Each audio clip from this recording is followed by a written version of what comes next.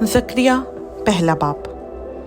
दारा के दूसरे बरस के 8वें महीने में खुदावंद का कलाम ज़करिया नबी बिन बरकिया बिन इद्दू पर नाजिल हुआ कि खुदावंद तुम्हारे बाप दादा से सख्त नाराज़ रहा, इसलिए तू उनसे कह, रब्बुल अफ़वाज यूँ फरमाता है कि तुम मेरी तरफ रुजू हो।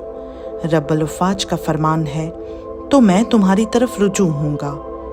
रब्बुल अफ़वाज फरमाता है, तुम अपने बाप दादा की मानंद ना बनो जिनसे अगले नबियों ने आवाज़ बुलंद कहा।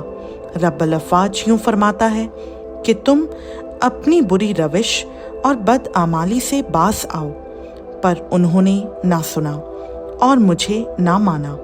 खुदावंद फरमाता है, तुम्हारे बाप दादा कहाँ हैं? क्या अंबिया हमेशा जिंदा रहते हैं? लेकिन मेरा कलाम और मेरे आइन जो मैंने अपने खिदमतगुजार नबियों को फरमाए थे, क्या वो तुम्हारे बाप दादा पर पूरे नहीं हुए? चुनाचा उन्होंने रुजू लाकर कहा कि रब्बुल अफ़वाज ने अपने इरादा के मुताबिक हमारी आदात और हमारे अमाल का बदला दिया है। दारा के दूसरे बरस और 11वें महीने यानी माह सबात की 24वीं तारीख को खुदावंद का कलाम ज़करिया नबी बिन बरकिया बिन इद्दू पर नाजिल हुआ कि मैंने रात को रोया में देखा कि एक शख्स सुरंग घोड़े पर सवार मेहंदी के दरख्तों के दरमियान नशेब में खड़ा था और उसके पीछे सुरंग और कमियत और नुकरा घोड़े थे। तब मैंने कहा, ऐ मेरे आका, ये क्या है? इस पर फरिश्ता ने जो मुझसे गुफ्तगू करता था कहा, मैं तुझे दिखाऊंगा कि ये क्या है। और जो शख्स मेहंदी के दरख्तों के दरमियान खड़ा था कहने लगा, ये वो हैं जिनको खुदावंद ने भेजा है कि सारी दुनिया में सैर करें।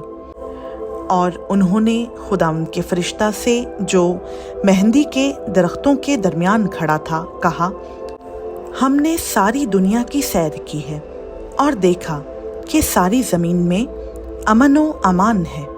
फिर खुदावंद के फरिश्ता ने कहा, ऐ रब्बुल अफ़वाज, तू यरूशलेम और यहूदा के शहरों पर जिनसे तू 70 बरस से नाराज़ है, कब तक रहम ना करेगा?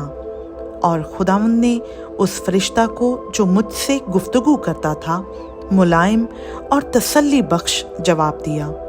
तब उस फरिश्ता ने जो मुझसे गुफ्तगू करता था मुझसे कहा, बुलंद आवाज़ से कह, रब्बुल अफ़वाज यूँ फरमाता है कि मुझे यरूशलेम और सयून के लिए बड़ी गैरत है और मैं उन कौमों से जो आराम में हैं निहायत नाराज़ हूँ, क्योंकि जब मैं थोड़ा नाराज़ था तो उन्होंने उस आफत को बहुत ज़्यादा कर दिया। इसलिए खुदावंद यूँ फरमाता है कि मैं रहमत के साथ यरूशलेम को वापस आया हूँ, उसमें मेरा मस्कन तामीर किया जाएगा। रब्बुल अफ़वाज फरमाता है, और यरूशलेम पर फिर सूत खींचा जाएगा। फिर बुलंद आवाज़ से कह, रब्बुल अफ़वाज यूँ फरमाता है कि मेरे शहर दोबारा खुशहाली से मामूर होंगे, क्योंकि खुदावंद फिर सयून को तसल्ली बख्शेगा और यरूशलेम को कबूल फरमाएगा। फिर मैंने आंख उठाकर निगाह की और क्या देखता हूँ कि 4 सींग हैं। और मैंने उस फरिश्ता से जो मुझसे गुफ्तगू करता था पूछा कि ये क्या है? उसने मुझे जवाब दिया कि ये वो सींग हैं जिन्होंने यहूदा और इस्राएल और यरूशलेम को परागंदा किया है। फिर खुदावंद ने मुझे 4 कारीगर दिखाए। तब मैंने कहा, ये क्यों आए हैं? उसने जवाब दिया, ये वो सींग हैं जिन्होंने यहूदा को ऐसा परागंदा किया कि कोई सर ना उठा सका।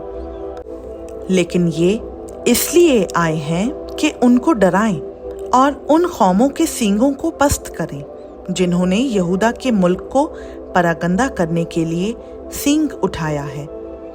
खुदावंद का पाक कलाम का पढ़ा, सुना, समझा और कबूल किया जाना हम सबों के लिए बाइस बरकत हो। آمین۔